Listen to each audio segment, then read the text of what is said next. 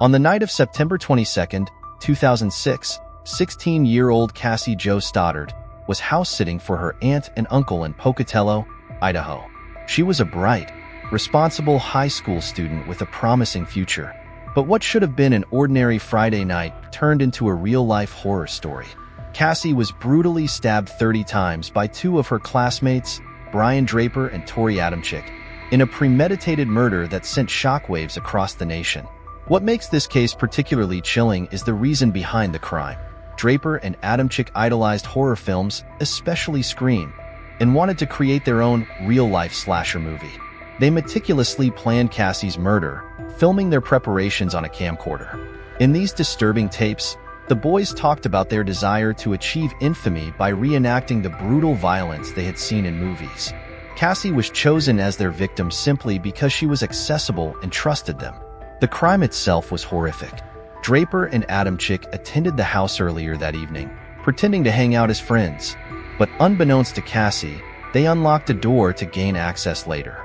Hours after leaving, they returned wearing dark clothing and masks, armed with knives. Cassie, who was watching TV alone in the living room, had no idea her life was about to end in such a horrific way.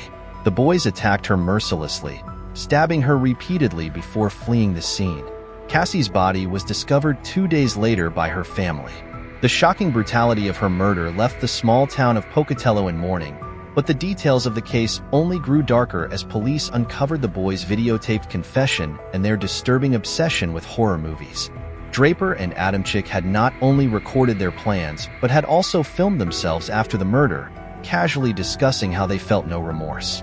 One chilling line from their tapes remains seared in true crime history: "We just killed Cassie." I mean, it was incredible.